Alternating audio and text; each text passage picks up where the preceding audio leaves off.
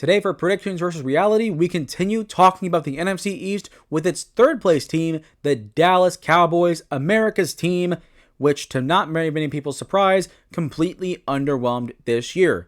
We're going to talk about where I had them back in August, then we're going to talk about what happened, what went wrong with their season, and ultimately we're going to finish talking about what now. What can the Cowboys do to get better?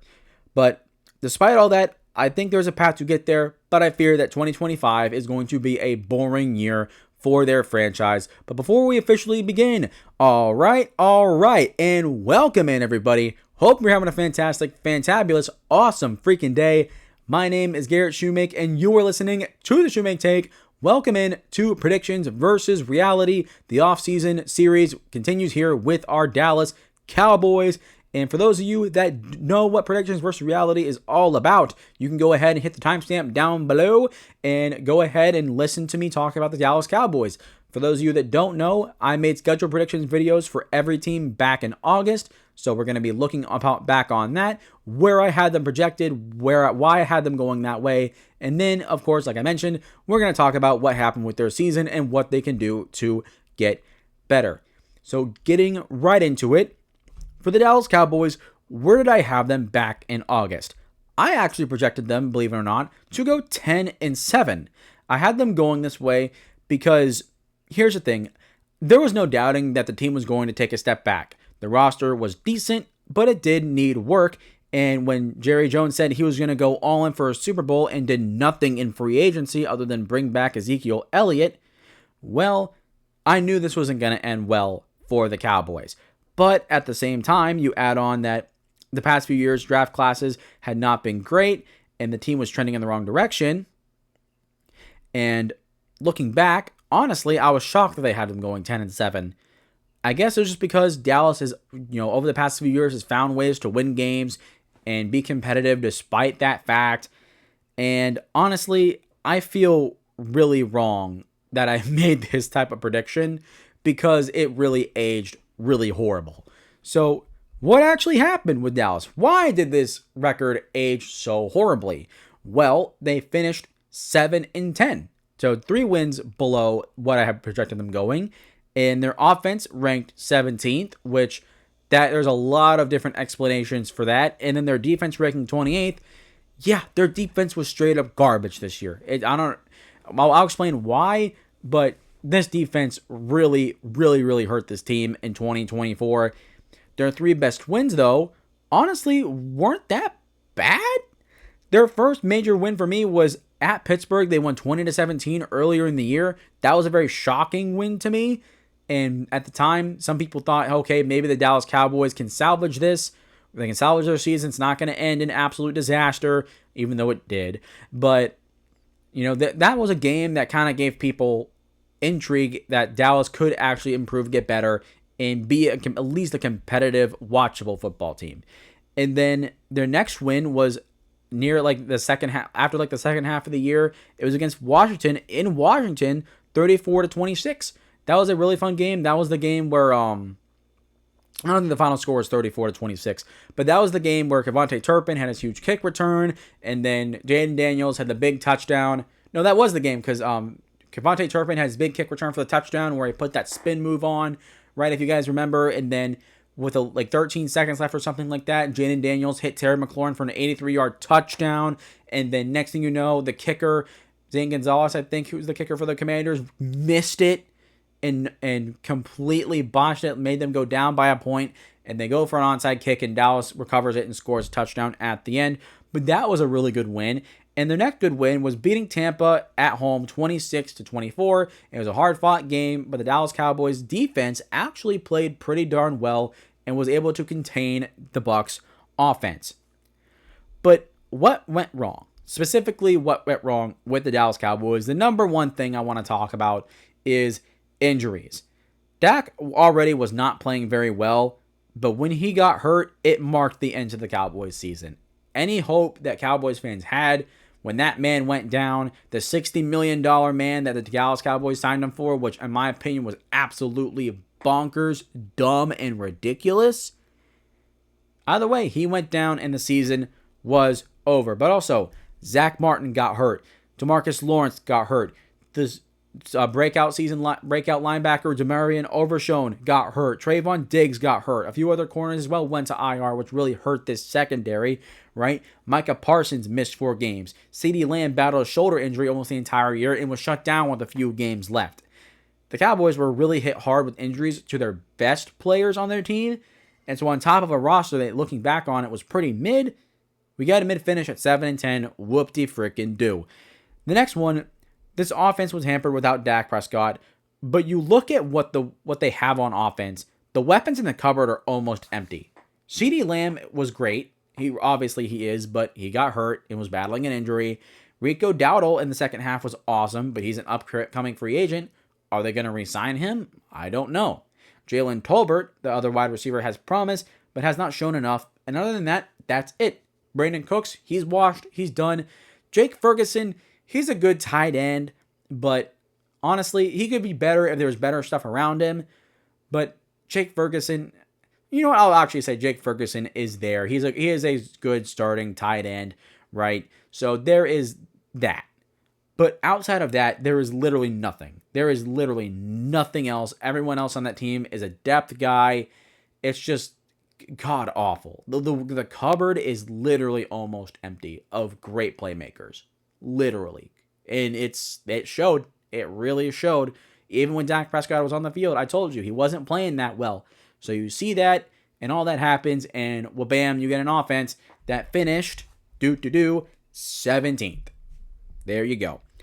The second one, or the third thing, was despite the secondary finishing 17th, which wasn't too bad given the circumstances with all their injuries, they were 9th on third down defense overall for the entire unit. They finished 3rd in sacks with 52, but everything else was absolutely terrible. They were 29th against the run, 31st in scoring defense, and they were last in the red zone, showing that while this team could win on first and second down, they did not have the talent to stand up for long drives and get off the field when it mattered. And the statistics right there I just told you reflects that. This team, if they were firing on all cylinders, they were good. But if you were in an offense that was just churning your way up the field slowly and surely, you were going to score points because the Dallas Cowboys could not get off the field to save their lives. And that's what happened. Bam, another whoop-de-doo moment where, there's something good, but everything else was just god-awful, and it really weighed the team down. The fourth thing was just the defense overall doesn't have anything going for it either. Micah Parsons, Eric Kendricks, Trayvon Diggs, and Deron Bland. Those are their best players. There's some other decent players on that list, and it's better than the offensive side of the ball in terms of what you have for the talent, but there's still not a lot there to look at and to be excited about past those guys. The next thing is, if your roster isn't good, another component of that is your draft classes. The draft classes for the Cowboys simply have not lived up to expectations. Every draft over the past few years has had 1 or 2 contributors, but even then, those guys haven't been big hits, and then everyone else has done next to nothing. And I'm not expecting a team to hit on every pick. You simply can't. It's not an exact science. But at least with a couple players that you do that bring some success, you got to have at least in the past 4 or 5 years, you got to have at least 2 to 4 players, preferably 5 out of those 4 or 5 draft classes become really good players for you. And they really haven't had that. They've had a couple, but it's few and far between. Most of their draft picks, especially in the later rounds, have done absolutely nothing. And with that being said, if you're getting a lot of your draft picks doing absolutely nothing and not getting a lot of high-end contributors, you're not going to win very many football games because you build your roster through the draft, and if you can't do that, you're not going to win. The last thing is Jerry Jones. Jerry Jones has officially overstayed his welcome.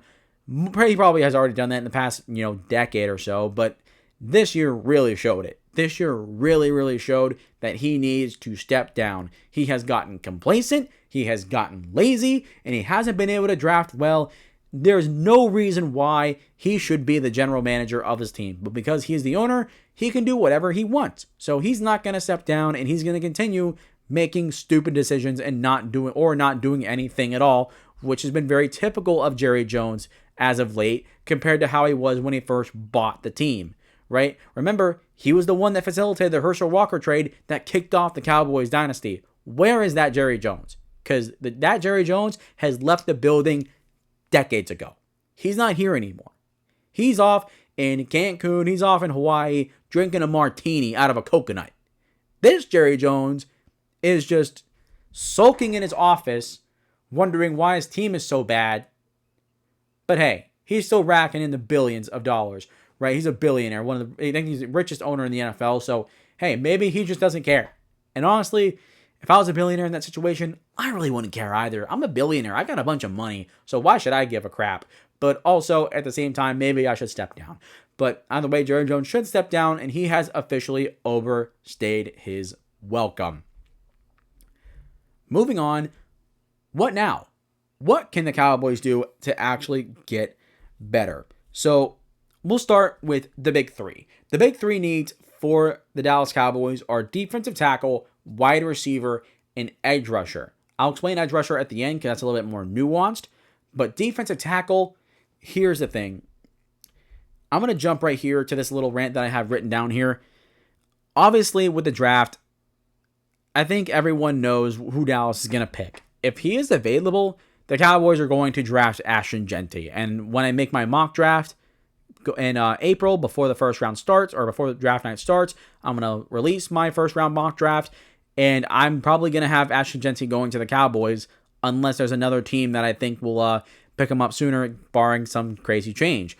But for now, everyone's picking Ashton Jeanty to go to the Cowboys. And while Ashton Jeanty is a great player, I think he can be I think he's a generational talent. The thing is, you take a running back in the first round when your roster's almost set. That's a luxury pick. You don't pick a running back in the first round when you're a mid-football team. You don't do that. And I know that the weapons in the cupboard were really weak for the Dallas Cowboys, and adding Ashton Jeanty as an elite playmaker to your offense. And I get it. And also, if you also want to advocate for it, the greatest eras in Cowboys history have been driven by great running back play. Obviously, in the 90s, you had Emmitt Smith. Then you had in the 80s and late 70s with Herschel Walker, right? That's a guy there. And then also, you look into the late 2000s, if you guys remember Marion Barber, he was pretty cool. He was pretty fun. And then you get into the 2010s, Felix Jones was also in there. I can't remember if Felix Jones was really good or not. I can't fully remember that. But who was really good, if you guys remember, DeMarco Murray. DeMarco Murray, when he was with the Dallas Cowboys, was a monster. He was a top 5 running back, top 3 running back in the NFL when he was with the Dallas Cowboys. And you look at that, and then you look at Ezekiel Elliott when he was a rookie in his first few years in the league. He was really good at the beginning of his career. So the Dallas Cowboys history, when they've had success, it's been driven by great running back play. So there is historical data to show, okay, maybe picking Ashton Jeanty wouldn't be a bad move. But that's the ceiling. At the floor, you get a mid-football team with a great running back, exactly what happened with Chris Johnson, CJ2K. A generational talent at running back that was never on a great team and was also constantly on a mid-team that never went anywhere. So I just don't think that Ashton Jeanty is the right move, which leads me to their first pick needs to be where it needs to be as a defensive tackle. Look, Mozzie Smith, while he's improved, simply hasn't lived up to expectations. And then also, your run defense was really, really bad. So a good way to shore that up is to draft a defensive tackle that has those tools to be a good run stuffer, but also you want some pass rush upside as well. But mainly, you want to draft a defensive tackle to really shore up this run defense and bolster the defensive line overall, which leads to my second or my third need, which is edge. Because Micah Parsons, I think he's ultimately going to stay with Dallas. I don't think Jerry Jones lets him walk, considering he's their best player right now outside of CeeDee Lamb and Dak. So there is that. I think he's going to stay. But also, back to the bolstering the defensive line thing, if you want this defense to get better, the defensive line was where they really underwhelmed. They have good players at linebacker with Eric Kendricks and DeMarvion Overshown, and they have talented players in the secondary with Trayvon Diggs and Deron Bland. And if these guys can get healthy and stay healthy, and you can add juice to this defensive line with a good defensive tackle in the first round, and maybe you get an edge in round 2 where hey, the edge rusher class is very, very deep this year. It's not like I've mentioned that 4 or 5 times in this series of predictions versus reality. You can get one there, right? And there you go. Now you have Mozzie Smith, a rookie defensive tackle, a young rookie talented edge rusher, and then Micah Parsons. And now you have a much better unit that can really improve in the run defense, improve on their pass rush, which is where they were really good at. And that'll also help their linebackers and their secondary improve if they stay healthy.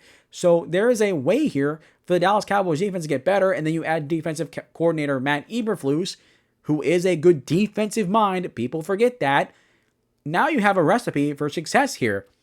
And then wide receiver, I think I skipped over wide receiver. I did skip over wide receiver.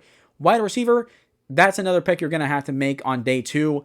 For the Dallas Cowboys, I'm going to mock them to trade down because they need more picks. They need to really get a big infusion of youth on their defense, but also they need something on their offense as well. And wide receiver is a need where they should go. So not Ashton Jeanty, wide receiver. You have CeeDee Lamb, Jalen Tolbert as the slot guy. Maybe you draft some of the receivers I've mentioned throughout the series. Trey Harris. You draft Savion Williams. You draft, maybe you go with a slot guy like a Xavier Restrepo or an Isaiah Bond. Like, you go get one of those guys on day 2 to pair with CeeDee Lamb and Jalen Tolbert with Jake Ferguson. And assuming that you re-sign Rico Dowdle, which you should if you're the Dallas Cowboys, why wouldn't you? At least keep him on as a backup, or bring in a guy on day 3, draft a running back on day 3 to add talent. I'm looking at like a Dylan Sampson in Tennessee, a guy who runs with power and would really fit in that offense. There you go. And now you're looking at an offense on paper that doesn't look too bad. So you have some promising young talent to develop, and then you have guys like CeeDee Lamb and Jake Ferguson who can contribute right away. With all that being said, though, as my tablet continues to fall, let me fix that real quick, sorry. The thing is, unfortunately, I think Dallas in 2025 is going to be a very boring team because you hired Brian Schottenheimer to be your head coach. I don't like that move at all. I don't like the process. They didn't go out and interview the top candidates at all. They just hired in-house, and it was another conservative move by Jerry Jones. And then I think they're going to draft Ashton Jeanty. It's not going to make the right decision.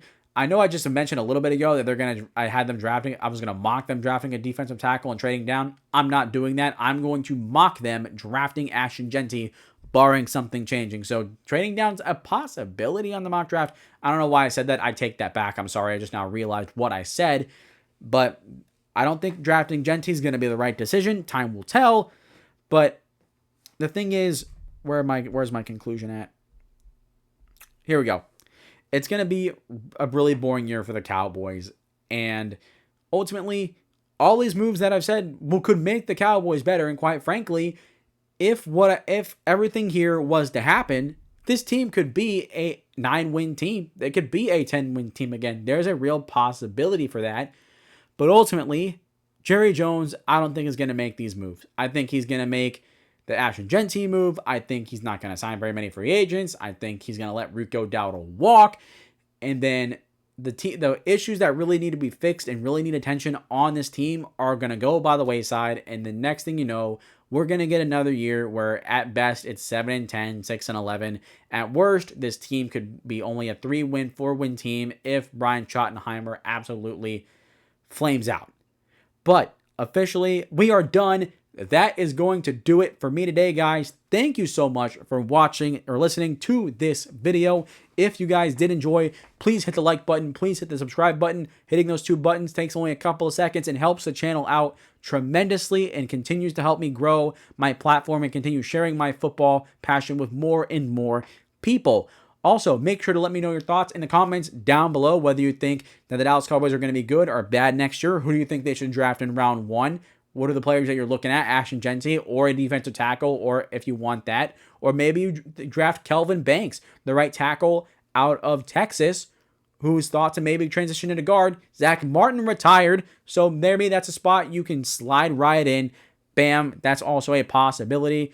And also, lastly, make sure you guys share the video, whether it's on social media or spreading by word of mouth. I would like you guys to get as many people locked in and locked on to the Shumake Take podcast as much as possible. I come out with great content for everyone every single week, so I'd really appreciate it if you guys would spread the word. But that is going to do it for me today, guys. Tomorrow, we're going to continue with the NFC East and finish with the Washington Commanders and the Philadelphia Eagles. Man, what a drastic difference those two videos are going to be compared to this one and the New York Giants, which you go check out after this one if you haven't watched it already. But that'll do it for me today, guys. Hope you guys have enjoyed, and I will see you all next time.